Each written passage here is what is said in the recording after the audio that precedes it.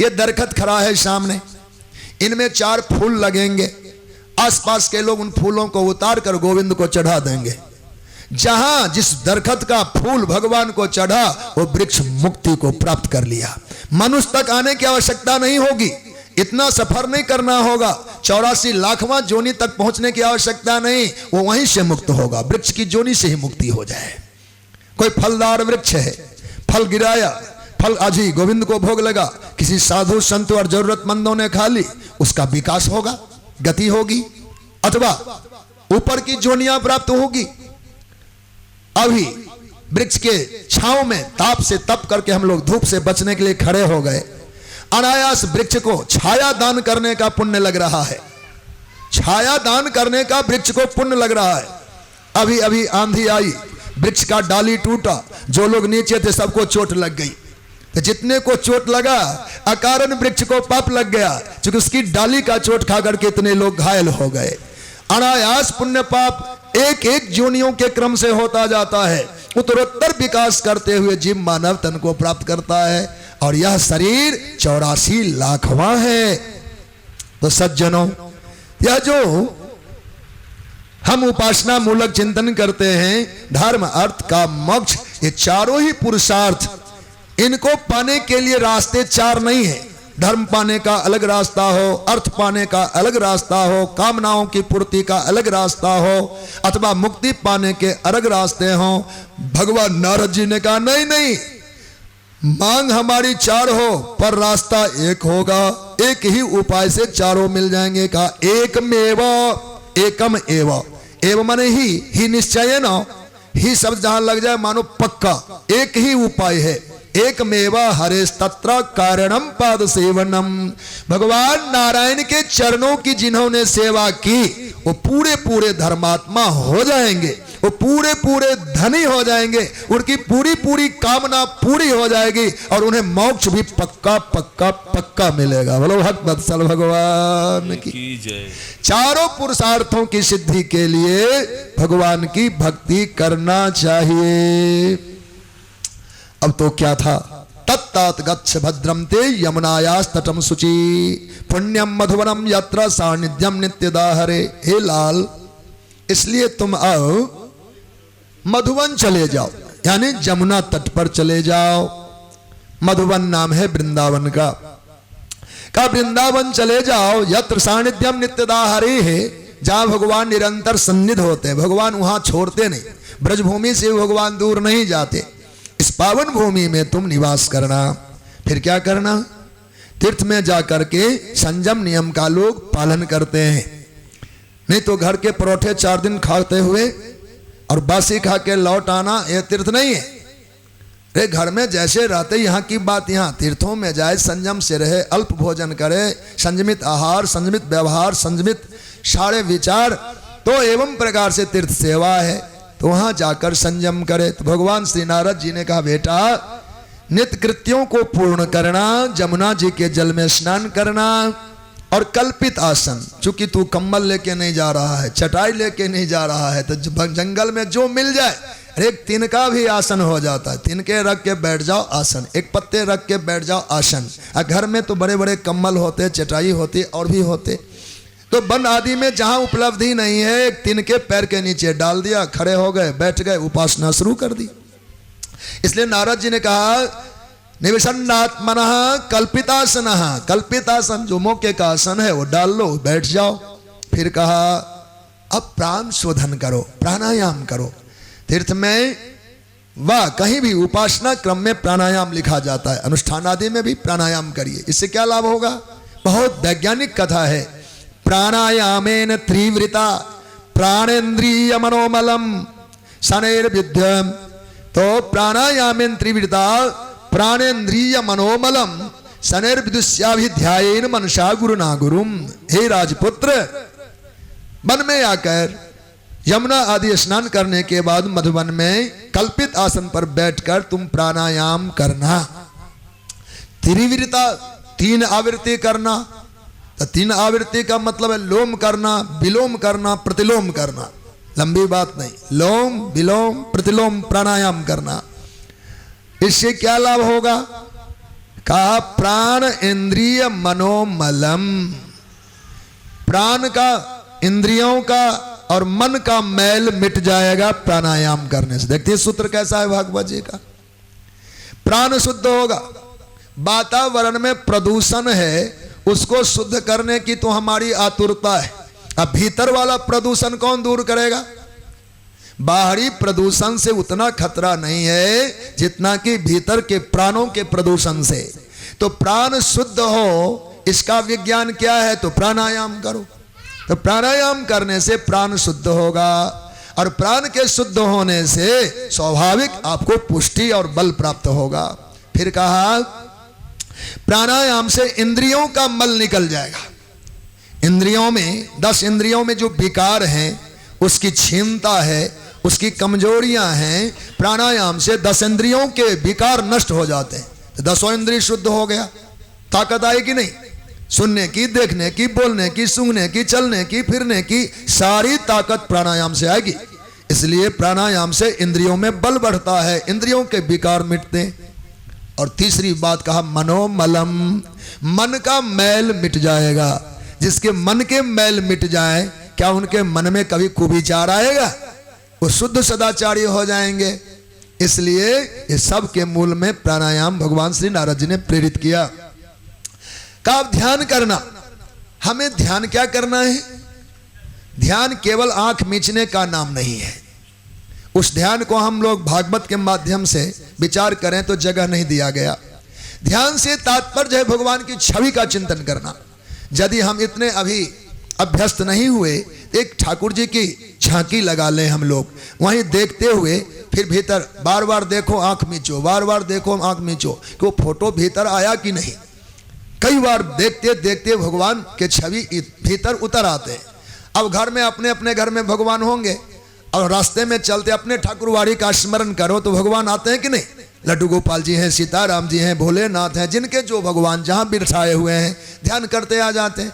इस प्रकार से भगवान का ध्यान करना। यहाँ कहते हैं देखो भगवान का स्वरूप, ये नन्हा सा वाला, क्या जाने भगवान कैसे होते हैं।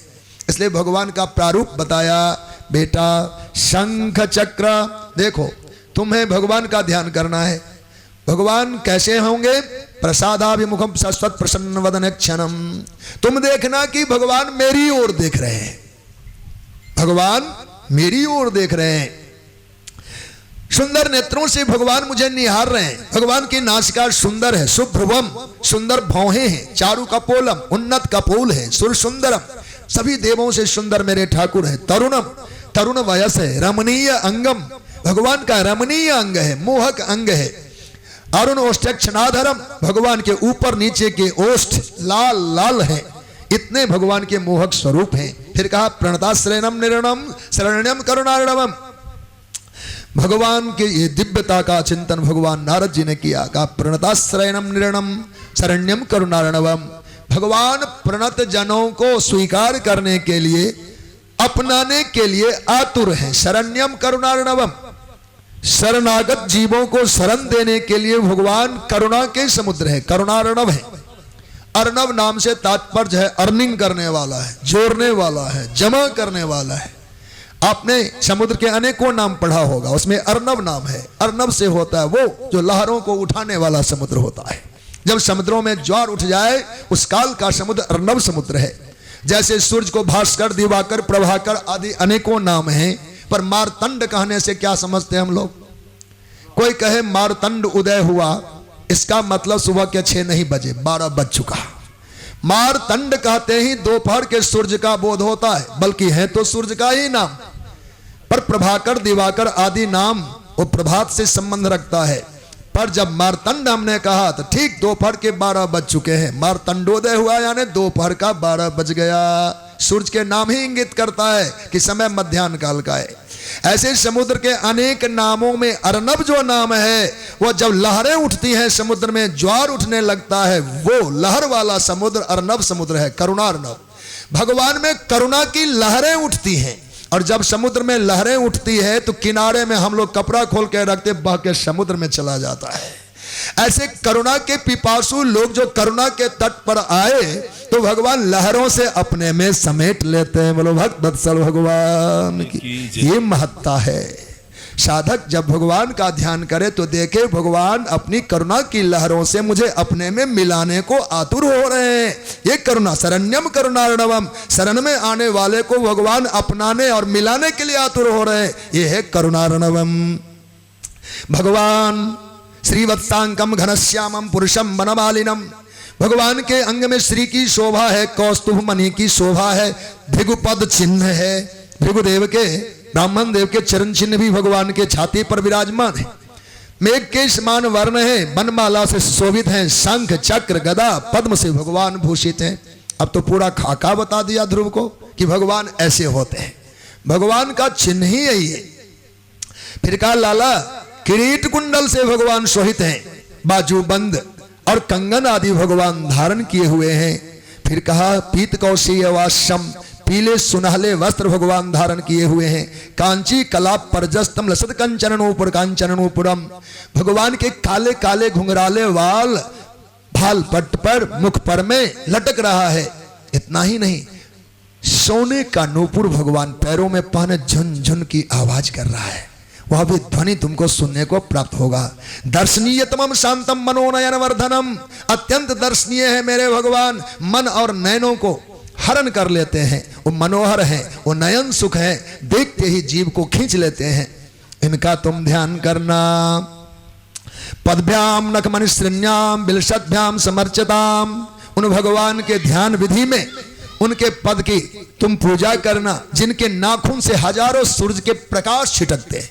भगवान के चरण नखों से हजारों सूरजों के प्रकाश छिटकते हैं। ऐसे प्रकाशमान भगवान के चरणारविंद की मानसिक पूजा करना, ये ध्यान है।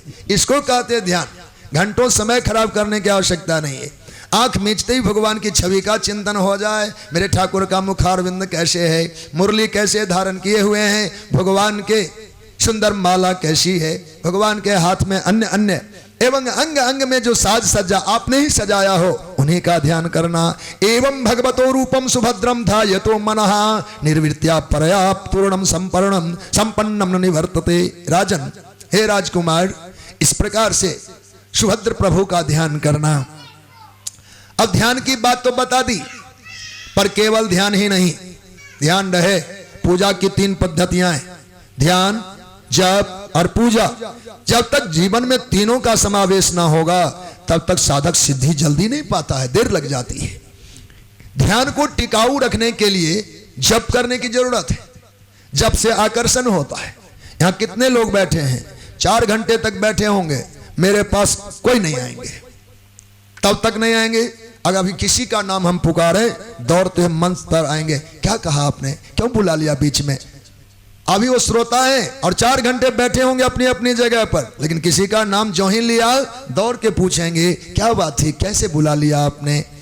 ठीक ऐसे जप से आकर्षण होता है। जिन देव का नाम हमने जपा वो दौड़ने लगते हैं, क्यों बुलाया हमको, क्यों बुलाया हमको, और उनकी सन्निकटता बढ़ती है। जितना जप बढ़ेगा भगवान की दूरी कम होती जाएगी। सदा योग भाजाम अधूरे विभांतम, सदा भोग भाजाम सुदूरे विभांतम। ध्यान रखो, भागवत की पोथी यहाँ है, एक किनारा ये है, एक किनारा ये है मंडप की, बीच में तो भागवत जी हैं, एक किनारा यहाँ है, एक किनारा यहाँ है। ये किनारा भोग का है, ये किनारा भगवान का है। ध्यान से देखिए, एक किनारा भोग का है, एक किनारा भगवान का है। यहाँ पर जीव खड़ा है, भागवत जी के स्थान पर जीव खड़ा है। यदि जीव ने इधर मुंह फेर दिया तो 2-4 कदम इधर बढ़ेगा, यहां से दूरी कितनी होगी, प्लस हो जाएगा कि नहीं। यहां से यहां तक की दूरी तो तय ही है, और जितना इधर बढ़ा दिया उतना उसमें जुड़ जाएगा। तो जीव की दूरी भगवान से इतनी बढ़ जाएगी, इतनी तो है ही, पर जहां कदम इधर बढ़ा तो उतनी दूरी उसकी बढ़ती जाएगी। सदा भोग भाजाम, जो लोग भोग भाजन है, भोग भाजन है, भोगी प्रवृत्ति जिनकी है, संसार में रमने वाले जो लोग हैं, तो उनकी गति भी उधर हो जाती है। तो इस पॉइंट से जब इधर चलेंगे तो भगवान यदि 100 कदम पर थे तो 110 हो जाएंगे, 120 हो जाएंगे, और लगता है भोग तक पहुंचते पहुंचते भगवान की दूरी 200 कदम की हो जाएगी। बोलो भक्त वत्सल भगवान की जय। समझ में आई बात? अब ध्यान दीजिए। पर जिन्होंने इधर को देखा नहीं और इधर भगवान की ओर देखा, यहां से कुल 100 कदम पर भगवान है, यहां से 5 कदम बढ़ा 95 हुआ, 10 बढ़ा तो 90 हुआ, 50 बढ़े तो 50 हुआ, 99 बढ़ा तो 1 कदम पर भगवान हो जाते हैं। इसलिए वेद का मंत्र है सदा भोग भाजाम।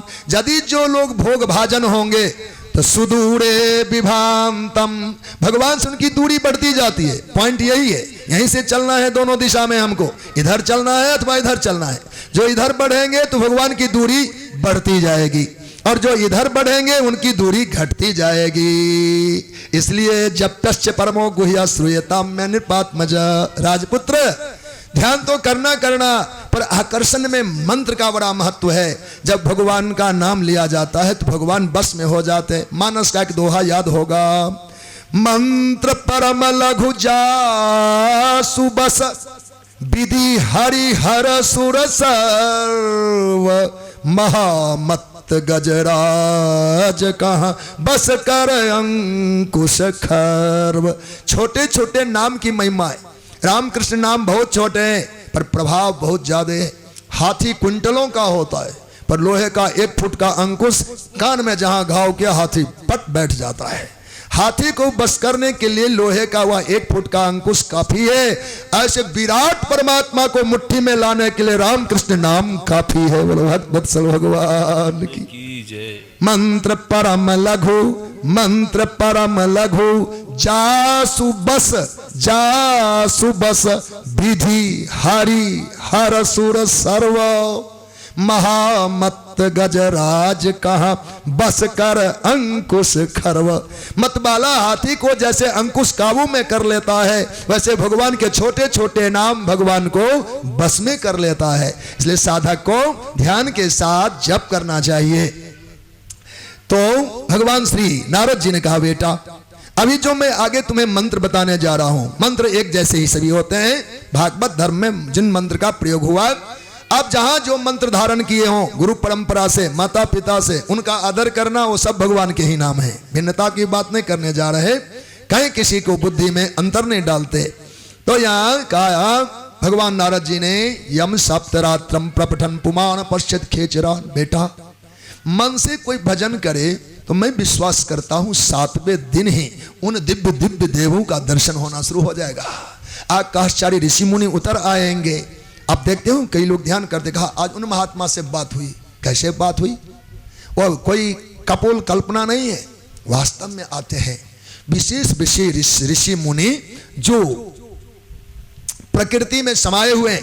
जब कोई साधक उपासना की उस पराकाष्ठा पर जाता है तो उनके ध्यान में आ जाते हैं, उनकी समस्या का समाधान करके चले जाते हैं, उनसे बातें करके चले जाते हैं। इसी बात को दर्शाया नारद जी ने, यम सप्तरात्रम प्रपठन पुमान पश्चित खेचरान। आकाशचारी ऋषि मुनियों का दर्शन 7वें दिन ही हो जाएगा यदि मन से तुम इस जप को करोगे। ओम नमो भगवते वासुदेवाय। ये पावन मंत्र द्वादशाक्षर उपदेश किया। कहा बेटा 2 तो रास्ते तुमको बताए, पर और जल्दी भगवान मिले इसके लिए क्या करोगे? और जल्दी भगवान मिल जाए, का इनके लिए पूजा करना। मंत्रेणानेन देवस्य कुर्जा द्रव्यमयं बुधः सपर्जाम विविधैर द्रव्यैर देश काल विभागभित। जिस देश जिस काल में हो वहां की जो उपलब्धि हो उससे भगवान की पूजा करना। जहां हम हैं जो सम्मान मिल जाए उपकरण के रूप में, उन्हीं से भगवान की पूजा करें। क्या सब चढ़ाना? सलिलई जल चढ़ा देना, शुचिभिर माल्य माला आदि मिल जाए चढ़ा देना, वन्नेर मूल फलाद भी, वन में तुम रहोगे तो वन के कंद मूल फल भगवान को अर्पण करना। सस्तांकुरा सुकैश चार चेर तुलस्या प्रिया प्रभम। दुर्वा के दल यानी दुर्वांकुर या तुलसी के पत्ते जंगल में मिल जाते हैं। दूब तुलसी कंद मूल जो उपलब्ध हो, कीमती सामान की बात नहीं है, बात तो भाव की है कि पूजा करना है। जब आपने पूजन किया तो फिर ध्यान रखना अब देरी नहीं लगेगी। ध्यान करना ताकि मन जुड़ जाएगा, जप करना आकर्षण होगा, पूजा करना कि भगवान आतुर हो जाएंगे। पूजा करते ही आतुरता भगवान में आती है, अब मिलना है, अब मिलना है, अब मिलना है। भगवान को मन से पूजा करते किसकी है? अरे हम तो प्रणाम भी नहीं करते। क्यों नहीं करते? चूंकि निष्ठा नहीं बनी, स्पृहा नहीं हुई। ये चरण प्रणाम भी तो पूजन ही है, तो नहीं क्यों करते? चूंकि मन नहीं बना, निष्ठा नहीं बनी। और जिसकी निष्ठा होगी वो क्या लोटपोट नहीं होगा? तो पूजा से निष्ठावान व्यक्ति हो जाता है। अश्रद्धा ही फल को देने वाली है। जहां श्रद्धावान हुए उसका फल उसी क्षण प्राप्त हो जाएगा। इसलिए ध्यान, जप और पूजा, 3 पद्धति भगवान श्री नारद जी ने उपदेश किया। आइए, बालक ध्रुव ने बाबा नारद को भी दंडवत प्रणाम किया और वहां से प्रणाम करते हुए मधुवन की यात्रा की। कहा बेटा, काया से, मन से, वचन से निरंतर परमात्मा की परिचर्या करना। कायिक परिचर्या, वाचिक परिचर्या, मानसिक परिचर्या। परिचर्या माने सेवा। काया भी सेवा करे, मन भी सेवा करे, अब वचन भी सेवा करे। ये तीनों भगवान मेरा मा देना। प्रणाम करके आए मधुवन में। ठीक जमुना जी के तट पर विचार करने लगे। गुरुजी ने कहा नियम से रहना। तो क्या नियम बनाऊं? बालक ध्रुव ने नियम किया। अब नियम में कोई स्थिति नहीं बताया कि इतना कठोर हो जाना, ऐसे करना, बताया नियम से रहना। कुछ उपाय बताई भी दिए।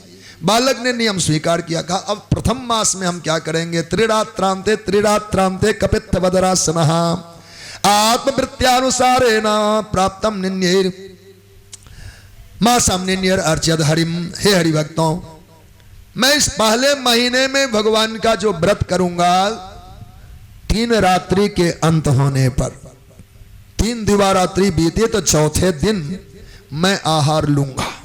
ये पहला महीना है 4.5 साल के बच्चे का। 3 दिन रात बीतने पर चौथे दिन क्या खाएंगे?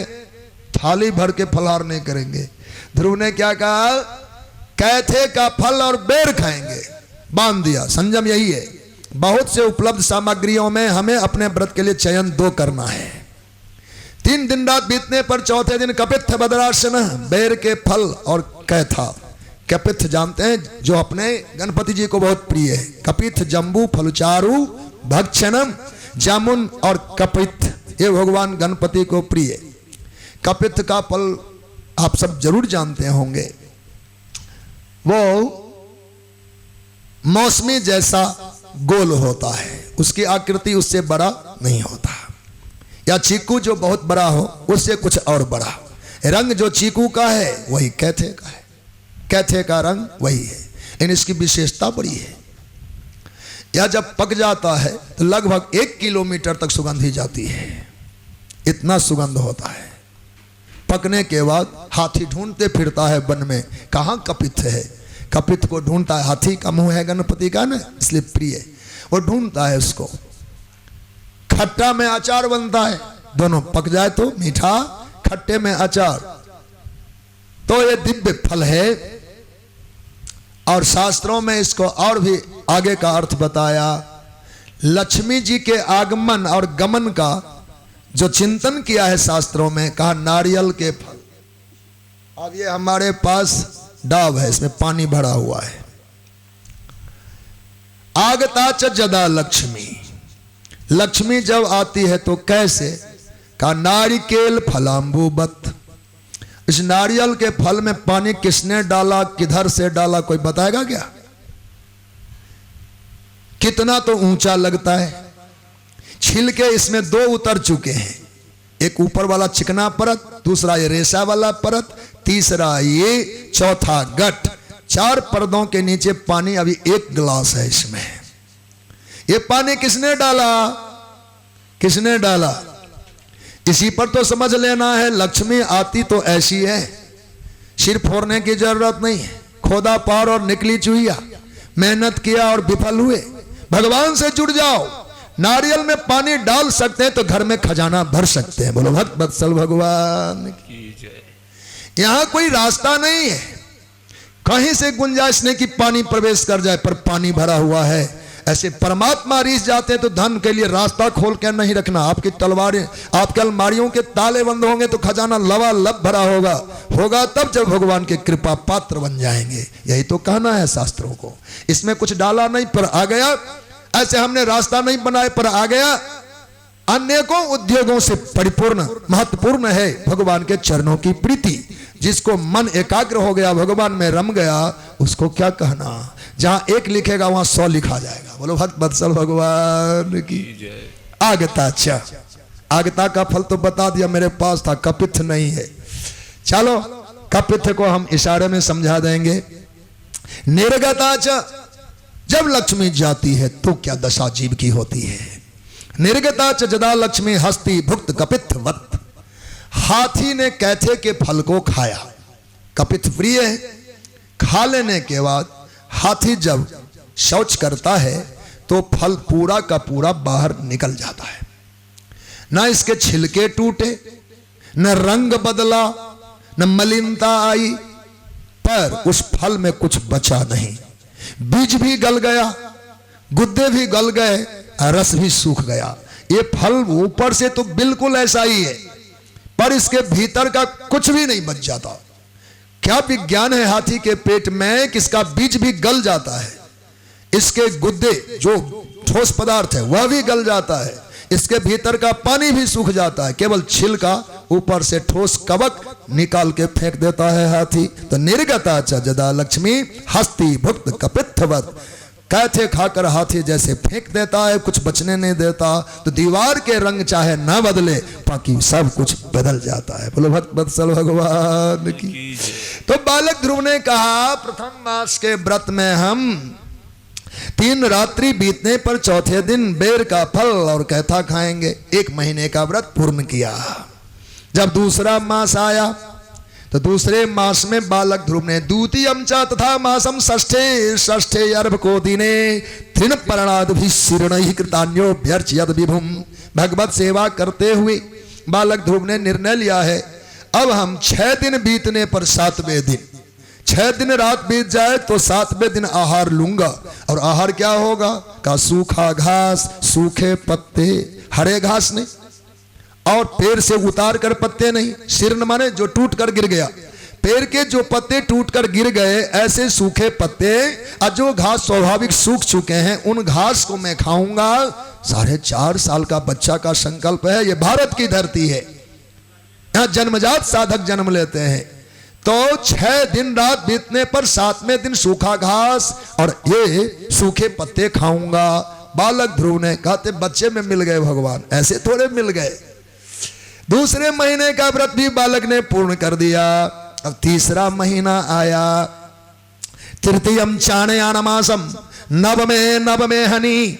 बालक ध्रुव ने संकल्प किया, इस तीसरे मास के व्रत में 9 दिन रात बीतने पर 10वें दिन, 9 दिन रात बीतने पर 10वें दिन क्या करेंगे, 1 अंजलि जल पिएंगे। ठीक है, आहा भूल कर रहे तो 1 अंजलि हाँ जल पिएंगे। अब तीसरा महीना का व्रत पूर्ण हुआ। चतुर्थमपि मासम द्वादशे हनी। चौथे मास का जब व्रत आया तो 12 दिन रात बीतने पर 13वें दिन वायु भक्षो जित श्वासो ध्यायन् देवमधारयत्। बालक ने कहा 12 दिन रात बीतने पर 13वें दिन सांस वाली प्रक्रिया तो रोक लिया है, 12 दिन सांस नहीं लेना है। 13वें दिन मुंह खोल करके 1 अंजलि हवा पीना है। 1 अंजलि वायुपान की विधि है मनुवादी शास्त्रों में, कर्म विपाक में वायु पिया जाता है। अंजलि बांधा, मुंह खोल लिया, हवा पी लिया, बस इतना ही, एक बार में जो गया सो गया। तो बालक ध्रुव ने 12 दिन रात बीतने पर चौथे मास में ऐसा नियम किया कि अब 1 अंजलि हवा पिया, प्राण अवरोध कर रखा है। जित श्वास हो, श्वास तो जीता हुआ है, सांस लेने की गति तो रोक चुका, 12 दिनों से लिया नहीं। 13वें दिन मुंह खोला और 1 बार हवा भर लिया। चौथे मास बीत गए। 5वें मास अनुप्राप्ति जित श्वासो निपात्मजः। 5वें महीने में बालक ध्रुव ने अपने सांसों की गति को पूर्णतः रोक दिया। अब 10 दिन नहीं, 20 दिन नहीं, महीने नहीं, संपूर्ण रूप से प्राण को अवरोध किया और पैरों का पूरा बल नहीं लिया, केवल एक पैर पर खड़े हो गए, एक पैर पर में खड़े हो गए, ऊर्ध्व बाहु हो गए। सर्वतो मन आकृष्य हृदय भूतेन्द्रियाश्यम, मन का जहां भी बिखराव था समेट लिया, केंद्रित किया और केवल परमात्मा में मन को जोड़ दिया। ध्यान भगवतो रूपम नादराचित किंचना परम। इंद्रियों में से किसी को खुला नहीं छोड़ा। इंद्रियां हमारी खुली होती हैं तो बाहर से कुछ भी आहट होगा तो हम सुन लेते हैं, हम देख लेते हैं, हम समझ जाते हैं। जब इंद्रियां अंतर्मुखी हो जाए तो यहाँ क्या हो रहा है हमें कोई पता नहीं चलेगा। हम अपने धुन में, आप अपने धुन में हो जाएंगे, होंगे तब जब केंद्रीकरण हो, अंतर्मुखी वृत्ति हो। नहीं तो इंद्री का विखराव होगा तो सड़क पर चलते लोगों को, वहां बोलते हुए बातों को हम सुन सकते हैं, देख सकते हैं। इसलिए यह वृत्ति है जीव की, साधक की। सब तरह से मन को हटाया, कहा ध्यान भगवतो रूपम नादराचित किंचना परम। भगवान के छवि जो गुरुजी ने अभी बताया था उनका ध्यान करने लगे। किसी भी छिद्र को खुला नहीं छोड़ा जिससे बाहरी बात आ जाए, विकार आ जाए। 5वें महीने की ये उपासना उत्कट हुआ। 6ठे मास में प्रवेश किए हैं। इस समय बालक ध्रुव का आधारम हदादी नाम प्रधान पुरुषेश्वरम ब्रह्मधारय मानस्य त्रयोलोकाश्च कंपीरे। तीनों लोक कांप उठा। यदेक पादीन स पार्थिभार्वकस्तस्थौ तदुंगष्ठ निपीडितामहि। बालक ध्रुव के पैरों की तो बात कहे कौन, अब केवल पैर के अंगूठे की ताकत सहन करने का सामर्थ्य पृथ्वी में नहीं रहा। बोलो भक्तवत्सल भगवान की। पृथ्वी ध्रुव के एक पैर के अंगूठे को नहीं सह पा रही है। बेस बना हुआ है ना धरती का, किनारी छूटने लगा, धरती धंसने लगी, करवट लेने लगी। ये दशा जब पृथ्वी की हुई, बालक ध्रुव के एक अंगूठे की ताकत को सहन नहीं कर पा रही है पृथ्वी। तीनों लोग कांप उठा। सभी देव ब्रह्मा जी के शरण में गए। भगवान अब क्या होगा? कहा चलो नारायण की शरण चलते हैं। सब भगवान के शरण में आए। गोविंद भगवान ने कहा मां भैष्ट बालम तपसो दुराराम दुरत्या निवृत्ति से। सुनो सुनो हे देवताओं, डरो मत, डरिए मत। एक नन्हा सा बालक तप कर रहा है, बड़ा दुरंत तप किया है। अभी जाकर मैं उनको निवारण कराता हूं। प्रतियाता स्वधामा, आप सब अपने अपने धाम को जाइए। यतो ही वह प्राण निरोध आसीत, उसने जो प्राण का निरोध किया है, तीनों लोकों में वायु नाम की सत्ता नहीं रही, सबके प्राण को पी लिया था ध्रुव। अंदाजा करो क्या सामर्थ्य रहा। देव से मनुष्य पर्यंत तीनों लोकों के जीव के प्राण को पी लिया हो प्राणायाम में। वो प्राणायाम था, असंग हो गया है। कहा मैं अभी जाकर उस बालक को उपराम करता हूं, उसकी वांछा, उसके मनोरथ को पूर्ण करता हूं। और भगवान गोविंद गरुड़ पर आरूढ़ हुए और मधुवन आए। पावन मधुवन में भगवान का पदार्पण हुआ। देखते क्या है कि बालक ध्रुव भगवान के ध्यान में तन्मय है। गरुड़ को भगवान छोड़कर आए। सौवे धिया योग विपाक तीव्रया हित पद्म कोश स्फुटतम तड़ित प्रभम। योग विपाक की तीव्रता से अपने अंतःकरण को उस पवित्रता में ले आया है बालक ध्रुव कि उसका ध्यान बटने ही वाला नहीं है। वहां कोई आहट नहीं पहुंच रहा है। भगवान आए पर भगवान की आहट भी उनको कोई खड़का नहीं किया। भगवान कई देर तक खड़े रहे। ध्रुव की आंख खुले तो मैं इसे कुछ दे दूं। ध्यान में तन्मय रहा ध्रुव। अब भगवान सोचते मैं कब तक खड़ा रहूंगा, ये बालक तो ध्यान में डूबा हुआ है। तो भगवान ने अपना रूप कर्षण कर लिया। जो छवि का दर्शन हो रहा था उस चित्र को खींच लिया। जहां ध्यान के रूप निकले छटपटाया बालक, सामने आंख खोला तो भगवान विराजमान है। बोलो भक्तवत्सल भगवान की जय। आहा, अद्भुत दर्शन लाल ने किया। जब दर्शन हुए कृतकृत हो गया, कृतकृत हो गया। अद्भुत आनंद सुख प्राप्त हुआ। तो तिरोहितम सहसैव उपलक्ष्य बहिस्थितम तद्वस्तम ददर्श। उन भगवान को देखा। दर्शन करते ही चरणों में बालक दंडवत प्रणाम किया।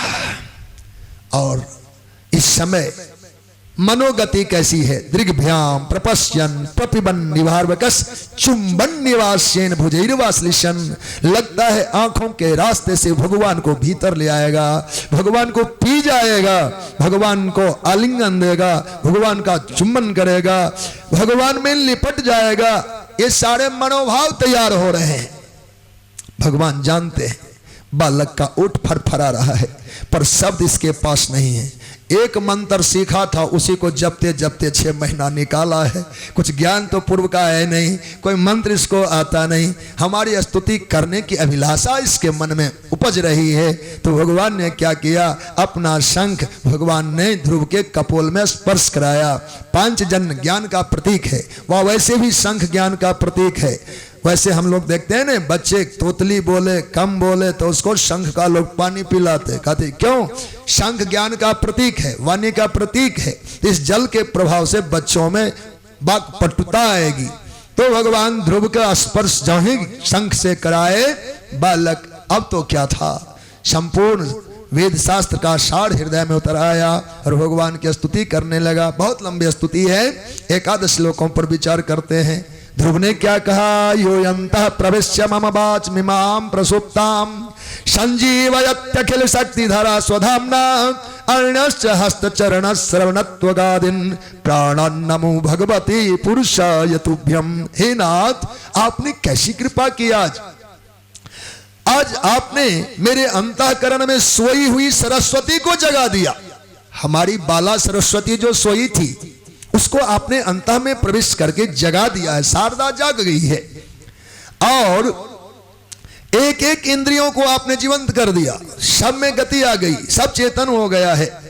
प्रभु, मैंने आपको जान लिया। अरे ये नन्हा सा बालक जिसको कुछ स्तुति का भी ज्ञान अब तक नहीं था और सीधे कहता मैंने आपको जान लिया। देखो बालक को कैसा ज्ञान हुआ। क्या जाना? ध्रुव ने कहा एकस्त्वमेव, मैंने जाना आप एक ही हैं। एक ही है का अर्थ क्या है? यहां केवल आपको कहें आप एक हैं, आप एक हैं, इसका मतलब क्या, आप एक हैं, पर यहां और भी तो हैं। नहीं नहीं, एकस्त्वमेव, जावत जो जगत है, जो दृष्ट है, जो दृश्य है, जो दृष्टा है, वो सब मिलाकर के आप एक ही हैं, कोई और है ही नहीं। मेरी आंखों में दिखता है केवल आप ही आप हैं, आप ही आप हैं, आप ही आप है। एकस्त्वमेव, प्रकट जो जगत दिखता है या क्या है का, इसको भी मैंने जाना। एकस्त्वमेव भगवन् निदमात्म शक्त्या मायाख्योर गुणया महत्याद्य शेषम। प्रभु आप एक ही हैं, आपने ही महतत्व को प्रकट करके प्रकृति की रचना की, या भिन्न नहीं है। दार्शनिक लोग कहा करते हैं कि भगवान में किसी भी वस्तु में कई उपकरणों की आवश्यकता होती है। कुम्हार मिट्टी का बर्तन जब तैयार करता है तो आप देखते हैं उसको सबसे पहले चाकी चाहिए, चक्की इस पर घुमाता है, फिर माटी चाहिए, माटी के बाद लाठी चाहिए, और लाठी के साथ कुम्हार खुद लगे तो एक बर्तन तैयार होता है। चाकी, माटी, लाठी ये उपकरण में आ गए, तब कहीं भगवत कृपा से वह कुम्हार एक बर्तन गढ़ता है। पर इस जगत को बनाने में भगवान को ना तो माटी चाहिए, ना तो चाकी चाहिए, ना ही लाठी चाहिए। वो आप ही माटी, आप ही कुम्हार, आप ही लाठी, आप ही चाकी, सब प्रकार से भगवान ही सर्वस्व हैं। ये ज्ञान आज ध्रुव को हुआ। एकस्त्वमेव, प्रभु आप ही, आप एक ही हैं, आप एक ही हैं, ऐसा कहा।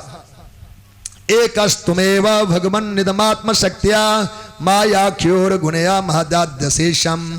हे नाथ, महतत्वादि के रूप में आपने ही जगत को प्रकट किया है। क्षोभादि का कल हम लोगों ने चर्चा किया था, जैसे प्रकृति का विस्तार हुआ।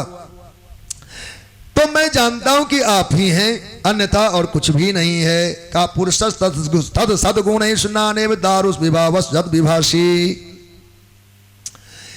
काष्ठगत अग्नि में और गृहाग्नि में कोई अंतर नहीं है। घर घर में आग जलाए जाते हैं, पर बन के लकड़ियों में भी आग छिपी होती है, छिपा होता है।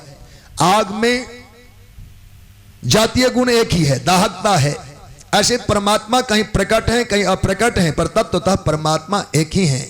और एकस्तमेव का एक और दार्शनिक भाव है, जैसे सोना और गहना, सोना और आभूषण, ये सोना है और ये आभूषण है। ये तो सोना मूल रूप में हो गया, और इसके कुंडल, इसके कंगन, इसके माला, इनके मुकुट, सब कुछ बना है किसका? सोने का। अब ये मुकुट है, ये माला है, ये कुंडल है, ये कंगन है, नाम भेद से तो हम लोगों ने कितने नाम कह दिया, पर मूल बात है कि ये सोना है। एक बाबा जी को कभी अपने पास जो मूर्तियां थी बेचने की जरूरत पड़ गई, कोई जरूरत पड़ गई, तो गणेश जी के भक्त थे, उनके पास 100 ग्राम सोने की तो गणेश जी का मूर्ति था, और 100 ग्राम सोने का उनके पास उनके वाहन जो चूहा मूषक वो था। तो बाबा आज स्वर्णकार के दुकान पर आए और कहा, भाई मुझे कोई जरूरत पड़ गई है, मैं चाहता हूं कि इन दोनों को बेचकर अपने व्यवस्था में जो भी आवश्यकता पूर्ण करनी है करूंगा, तो इसके दाम तुम लगा दो। स्वर्णकार ने गणपति भगवान के 100 ग्राम सोने का जो मूर्ति था उनको चढ़ाया, तो 100 ग्राम का जो मूल्य रहा होगा तत्कालीन बाजार का, उन्होंने तय कर दिया 500 रुपये। फिर चूहे को चढ़ाया, तो चूहे का वजन भी 100 ग्राम ही हुआ, तो उसकी भी कीमत वो 500 रुपये लगा दिया। तो बाबा जी उलझ पड़े, तुम समझदार नहीं हो क्या? स्वर्णकार हो, तुमको इतना ज्ञान होना चाहिए, ये गणेश भगवान है और इनके वाहन चूहा है, तो भगवान और वाहन दोनों एक ही दाम बिकेंगे क्या? कि भगवान का अलग दाम चाहिए, चूहे का अलग दाम चाहिए। सोनार ने कहा, बाबा जी ये तो आपकी भक्ति है कि आप इनको भगवान कहते हैं, आप इनको वाहन कहते हैं, पर मैं तो सोनार ठहरा, हमने सोना देखा है, इसकी तौल में 100 ग्राम सोना मिला, इसके तौल में 100 ग्राम सोना मिला, इसके 500 रुपये बने, इनके 500 रुपये बने, तो हमारे ख्याल से दोनों का दाम जायज ही है। बोलो भक्त वत्सल भगवान की। ऐसे ही हम खोजी होंगे, आज संसार में हमको सोना दिखने लग जाएगा, तब हम में भी दिव्यता आ जाएगी। हम तो चूहा और गणपति देख रहे हैं, हम पदार्थों में भेद देखते हैं, व्यक्ति में भेद देखते हैं, वस्तु में भेद देखते हैं, भेद बुद्धि के कारण आत्म तत्व से अपरिचित हैं। जथा स्वर्णकार को सोना सोना सोना दिख रहा है, हम लोग भेदवादी हैं, 4 में से एक को अलग मानते, 2 को अधिक मानते, एक को कम मानते, कुछ को ज्यादा प्रेम करते, किसी को कम करते। ये सारी दुर्बुद्धि मानव की है। वस्तुतः जब आत्मबोध हो तो जावत जहां तक दृष्टि जा रहा है, आप जानिए सोना ही सोना है।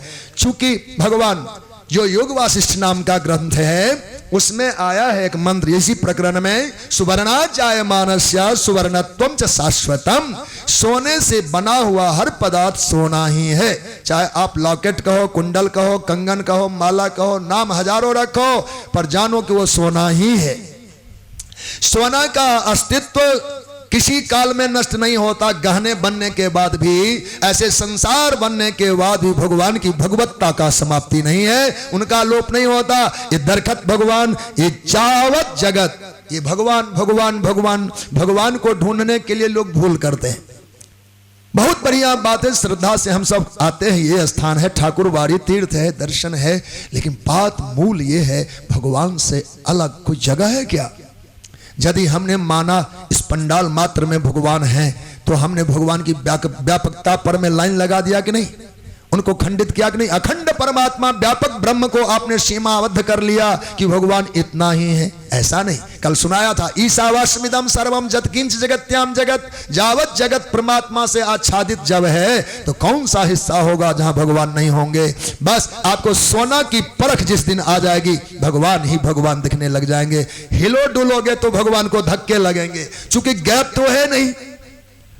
जहां खाली जगह वहां आकाश विद्यमान है कि नहीं? घटाकाश, मठाकाश, दिव्याकाश। तो ये आकाश जैसे व्यापक होता है, खाली जगह नहीं है, ये किसी से भरा हुआ है। 5 में से एक तत्व जिसको आकाश कहते हैं, उससे परिपूर्ण वातावरण है, पर आकाश को हम देख नहीं पा रहे।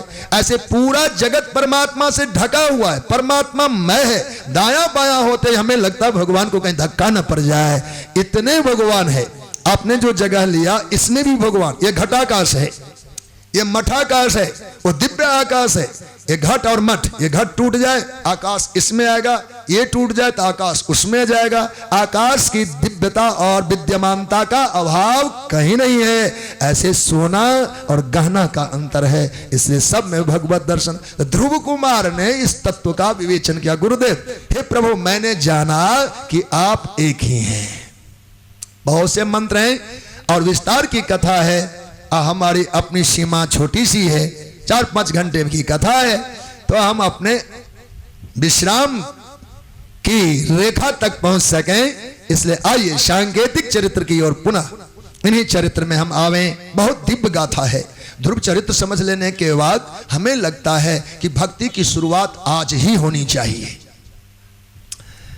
देखो, नन्हा सा बालक 5 साल का बच्चा भगवान को पा लिया, तो क्या माने हम कि हम अयोग्य हैं भजन करने के लिए, कि हमारी भी योग्यता हो चुकी जब हम 5 साल के हुए।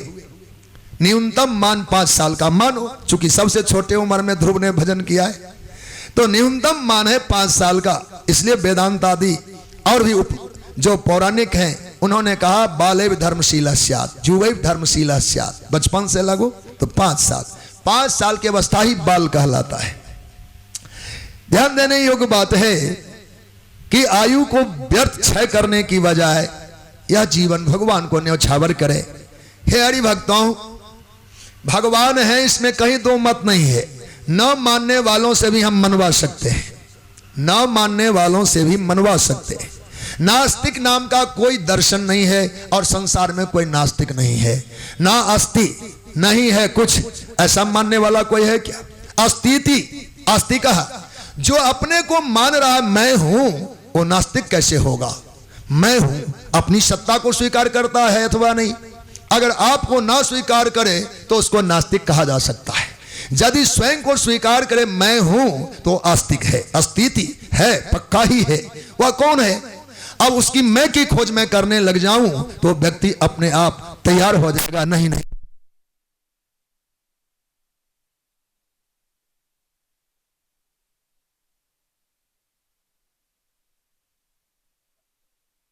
उसका नाम हुआ निकृति। निकृति यानी सठता, सठता यानी मूर्खता, इसका जन्म हुआ। निकृति, सठता, मूर्खता तीनों मिला के एक ही है। इसका जन्म हुआ। जब सठता आई तो उसका भी वंश बढ़ेगा, तो आगे उसमें क्रोध आया, क्रोध का जन्म हुआ। जहां सठता आया, सठता के बाद क्रोध, हम इसको बाद में फिर रिफाइन करेंगे। एक बार तो सुनाते, बल्कि 3 बार सुनाएंगे। 2 ही पंक्ति है तो 2 6 बार, 3 बार बोलना है हमको, चूंकि भागवतकार लिखते हैं 3 बार सुनना चाहिए, उसका फल सुनाएंगे। तो क्रोध का जन्म हुआ और क्रोध के वंश में आगे हिंसा का जन्म हुआ। हिंसा से कलह, कलह से दुरुक्ति, दुरुक्ति माने गाली। हे राजन, उस गाली से कली का जन्म हुआ, कली से भय का जन्म हुआ, भय से मृत्यु का जन्म हुआ, मृत्यु का और भय के संयोग से यातना का जन्म हुआ और यातना से निरय का जन्म हुआ। एक बार हमने आपको सुना दिया, दोबारा फिर सुनाते हैं। अधर्म की पत्नी का नाम था मृथ्या, मृषा। दंभ और माया उनके संतान हुए। हरिभक्तों, उन वंश में जो बालक जन्म लिया उसका नाम लोभ हुआ। लोभ के वंश में जो संतान आया उसका नाम निकृति यानी सठता। सठता के वंश में अगली पीढ़ी जो आया उसका नाम क्रोध। क्रोध से हिंसा का जन्म हुआ, हिंसा से कलह का, कलह से दुरुक्ति का, दुरुक्ति से कली का, कली से भय का, भय और दुरुक्ति से, भय और कली से यातना का और यातना से निरय का जन्म हुआ। 2 बार सुने, अब तीसरी बात सावधानी से सुनते हैं। अधर्म की पत्नी का नाम मृषा हुआ, मिथ्या हुआ। अर्थात जीवन में जब कभी कोई अधर्म का आश्रय लेगा तो उनके वंश बढ़ाने के लिए झूठ का सहारा लेना पड़ेगा। अधर्म अपने आप में पंगु है जब तक झूठ का संग न लग जाए। झूठ पत्नी है अधर्म का। जहां अधर्म अपनाया तो उससे आगे फलने फूलने के लिए झूठ का सहारा लेना पड़ता है। अधार्मिक व्यक्ति झूठ के आधार से ही व्यापार कर पाता है, मतलब अपने जीवन में आगे बढ़ता है, तो उसका आगे पीढ़ियां तो चले। कहा ऐसे में जो झूठ बोलेगा उसके घर में दंभ प्रकट हो जाएंगे, माया प्रकट हो जाएगी। यानी बिना बनावट के झूठ का रक्षण नहीं हो सकता, इसलिए उसमें दंभ बनेगा, माया, प्रवंचना, ये सब प्रकट होंगे। अब जब दंभ और माया आ गई तो वहां आगे जो पीढ़ी है उसका नाम है लोभ। जो दंभी होगा बिना लोभ के कैसे जिए, अर्थात दंभ करते हम इसलिए हैं कि लोभ हमारा पुष्ट हो जाए, तो लोभ का जन्म हो जाएगा। और जहां लोभ आया तो उसके आगे की दशा क्या होगी, हम निश्चित रूप से सठ बन जाएंगे। सठ किसको कहते हैं, नीरस को, सूखे को। जो लोभी जीव होगा उसकी सरसता समाप्त हो जाएगी, वो रस वाला नहीं रहेगा, वो प्रीति वाला नहीं होगा, वह शुष्क हो जाता है, उसका हृदय सूख जाता है। वह कभी भी हिताहित तक का विचार नहीं करता, अपनों की भी परवाह नहीं करता, चूंकि लोभ को पुष्ट करना है। तो लोभ के रक्षण में हमारा हृदय सूख जाता है। अच्छा, आग कहां लगती है, जहां सूखे घास हो। गीले घास में तो तिल्ली जलाते रहो तब भी धुआं उठेगा, आग नहीं। पर जो घास सूख गया है, अरे बामन अवतार भगवान के कल होना है बाबा, बोलो भक्त वत्सल भगवान की जय। तो जब हमारा हृदय सूख जाएगा तो आग तो लगना ही है, सूखे घास में आग लगता है। तो हृदय जिसका शुष्क हो गया, सठता आ गई, निकृत आ गई, मूर्खता आ गया, तो क्या होगा, बात बात में क्रोध आना शुरू हो जाएगा। यही तो आग है, क्रोध को अग्नि का, क्रोधाग्नि। तो जहां सठता हृदय में आया, जानिए अब क्रोध प्रकट होगा।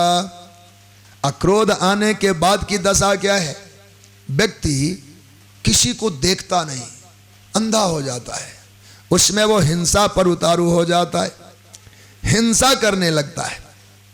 क्रोधी के द्वारा हिंसा तक भी हो जाता है। और जहां हिंसा होगी वहां क्या अमन चैन होगा, वहां कलह होता है। और जहां कलह हुआ तो फिर वहां शब्दों में तीखापन आता है, एक दूसरे के लोग दुरुक्ति यानी गाली देना शुरू करते। कलह में कोई स्तुति तो है नहीं, वंदना है नहीं, मंगल गान है नहीं। जहां झगड़ा फंसा तो गालियों की बौछार होगी, एक दूसरे को गाली देना शुरू करेंगे। और जहां इस तरह के वातावरण तैयार हुए वहां कली प्रकट होगा। कली कहते हैं पाप को, कली कहते हैं पाप को। इस वातावरण में पाप पनपने लगेगा, और जहां पाप प्रकट हुआ वहां भय प्रकट हो जाएंगे। बिना पाप के भय आता ही नहीं, पाप ना हो तो निर्भय जीवन होता है। और जहां पाप भूल चूक से कोई हो गया, डर लगता है, अरे ऐसा हुआ तो क्या होगा, ऐसा हुआ है तो क्या होगा, परिणाम का पता तो पता चलता रहता है कहते सुनते। तो पाप आते ही भय शुरू हो जाता है। और जहां भय का आविर्भाव हुआ तो मृत्यु देर नहीं, भय आते ही मृत्यु आती है। भय का अगला कड़ी, अगली पीढ़ी मृत्यु है, मृत्यु आ जाती, भय आते ही मृत्यु, भय के आगमन में मृत्यु। एक कथा है, एक घटना है। ये देहातों में फूस के घर हुआ करते थे, अब तो सब जगह ईंट का घर बन गया, रोजगार योजना कौन योजना से। पर किसी जमाने में गांव घर में साधारण लोगों का घर तो प्राय, बल्कि सबका घर घास फूस का होता था। तो एक मजदूर को घर छाने के लिए लगाया कि हमारा घर छा दो। तो खरपतवार में कई बार सांप भी रह जाता है। तो घर छाते समय जो मजदूर था वो घर छाते समय खर को फैलाया, रस्सी कसी, रस्सी काटा, तो सांप भी बंध गया घास के साथ। उसमें उसके घर छाने के क्रम में सांप भी बंध गया। बंध गया तो बंध गया, उसने उसको डस लिया, काट लिया। पर काट लिया तो इस बात पर विश्वास नहीं किया, हाँ सांप का तो चिंतन ही नहीं था, घास का था। तो तिनके चुभ जाते हैं, तिनका चुभ गया है तो निश्चिंत हो गया, उसको कोई डर नहीं लगा और बात पूरी हो गई। घर छा दिया, चला आया, खाया पिया, फिर सालों बीत गए। साल बाद जब वह किसान, वह घर का मालिक पुनः घर को छाने के लिए उसी मजदूर को बुलाया, तो मजदूर जब पुराने घास उतारते और नया चढ़ाते हैं तो रस्सियों को काट रहा था, तो वहां जहां पर मैं उसको चुभा था वहां सांप के केचुल थे। केचुल को देखते उसके मन में शंका आया, डर लगा, अरे तो अगले साल हमको शायद सांप ही खाया था। बस इतना सोचते वो लुढ़क गया और उस दिन उसकी मृत्यु हो गई। बोलो भक्त वत्सल भगवान की जय। भय लगने के बाद मृत्यु तत्काल हो जाती है। बिना रोग वाले को भी कह दो रोगी हो तुम, तो उसको देरी नहीं लगती। आज बहुत सारे हमारे ज्ञानी लोग हैं, दैवज्ञ हैं, ज्योतिषी हैं, वो लोग क्या कहेंगे, अब 3 महीना से ज्यादा नहीं जियोगे। हम तो कहते हो 10 दिन में मर जाएगा। ये कोई बताने की चीज होती है कि आपकी आयु 3 महीना है? अरे आपको जो रोग लगा है इस ग्रह की दशा में इतना असाध्य है, ये दवा भी नहीं काम करेगा, तो वो दवा खाएगा क्या? तो समझ ही लिया कि नहीं लगेगा। अरे कितना भी कठिन है, ठीक होगा। साधु ब्राह्मण दैवज्ञों का धर्म है, कभी भी उसको उस बात को नहीं बताना है कि क्या है। हमको रोग नहीं बताना, दवा बतानी है। अच्छा ये करिए ना भला होगा, ये करो भला होगा, होता भी है भगवान कृपा से। वो तो भय से इतना भयभीत हो जाएगा कि दवा तो दूर, दाम तो दूर, जीवन ही खो देगा। इसलिए ऐसी बातें कहना, अब तो टीवी माध्यम से भी उपचार होते हैं, वैसे भी दैवज्ञ लोग करते हैं, लेकिन यह परंपरा हमें लगता है हितकर नहीं है। उसमें लोग और डर जाते हैं, उनको हानि हो जाती है। जिसको तुम कहा दो अरे मोटर में संभल के चलना, आगे ठोकर लग जाएगा, वो जान के ठोकर मार लेगा। बोलो भक्त वत्सल भगवान की। वो डरा हुआ इतना है, साइड पर में जाकर के वो कंफ्यूज होगा, मोड़े कि नहीं मोड़े, धक्का खा लेगा। ये नहीं कहना है, मंत्र उपचार देव सेवा बता दो, वो अपना भगवान करे ठीक हो जाएगा। उसको क्या कहना कि क्या होना, और उसके संभलने से वो संभल जाएगा क्या? उसके संभलने संभल भी नहीं जाएगा। इसलिए दवा बतानी है, ना कि उसके दुख का कारण बताना है। जो भी है, तो यहाँ भय से मृत्यु होती है, कहना इतना ही था। जहां भय उत्पन्न हुआ वहां मृत्यु निश्चित है। अब इसके बाद, मृत्यु के बाद भी तो कोई खाना बाकी है ना भी, का उसके बाद नरक होता है, तो उसके बाद यातना है। जहां देह त्याग किया तो यातना, सुख दुख। अब यातना भोगने के लिए कोई केंद्र चाहिए, तो कहा उसके लिए नरक तैयार होता है, निरय नाम नरक का है। तो समझ में आई बात। अधर्म की परंपरा का अंत नरक में जाकर होता है। अधर्म की परंपरा का अंत नरक में जाकर होता है। इस कथा को हमने 3 बार सुना है। अभी सुखदेव भगवान कहते हैं, राजन जो इस कथा को 3 बार सुन लेता है वह मनुष्य अतिशय पुण्यवान हो जाता है। उसके चित्त की मलिनता दूर हो जाती है और अतिशय पुण्यवान हो जाता है। का केवल 3 बार सुनने में इतनी बात कह दी? का हमारे 3 में बड़ा ही विशेषता है। हम लोग जब भी कोई बात को सत्यापित करना चाहते तो 3 शब्द का प्रयोग करते हैं। 3, हम 1 2 3 लकीर खींचते हैं नहीं लोग। हम देखो 1 2 3 पक्की बात करते हैं, हमारे बात कच्चे नहीं। 3 बार किसी बात को दोहराने का तात्पर्य होता जाए कि यह बात बिल्कुल ही सत्य होगा। तो हमने अभी सुना कि अधर्म के ये सारे वंश हैं, तो अधर्म से अपना कोई वास्ता ही नहीं है। तो एक बार सुना, इसी कथा को दोहरा के सुना, ये अधर्म है अधर्म है अधर्म है। फिर तिवारा भी सुन लिया ये अधर्म है, तो अब कौन सा भूल करना है कि हम अधर्म ही करेंगे। तो जो 3 बार सुन ले तो पक्का हो गया कि अधर्म नहीं करेगा, तो उसको पुण्यात्मा होते कितने देर लगेंगे। बोलो भक्त वत्सल भगवान की।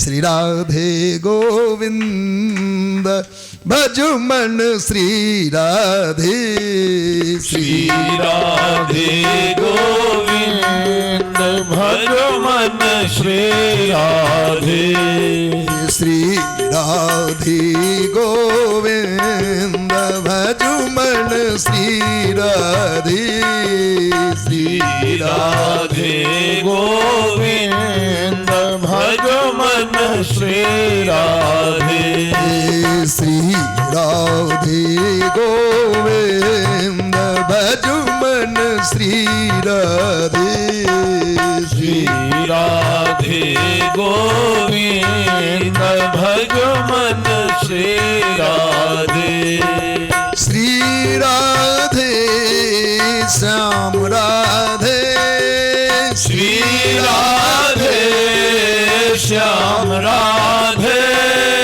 श्री राधे श्याम राधे, श्री राधे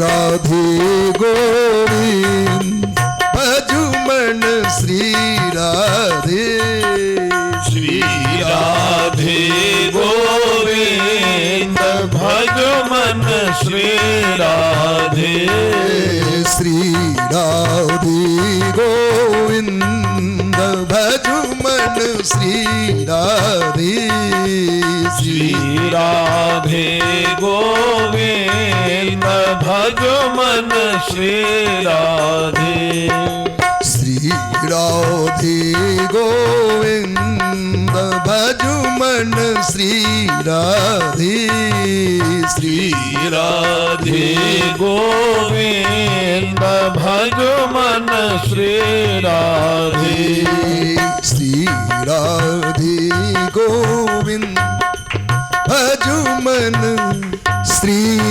राधे। श्री राधा गोविंद भगवान की जय। भक्त वत्सल भगवान की जय। पुण्य सलीला भागीरथी गंगा जी के तट पर परमहंसावतार भगवान सुखदेव मधुमय मंगलमय भागवती चरित्र का गान करते हैं। राजन आओ हम सब धर्म वंश की कथा श्रवण करें। एकदा सुरुचि पुत्रम मंकमारोप्य लालयन उत्तमं नारुरुक्षन्तम ध्रुवं राजाभ्यनंदतो। राजन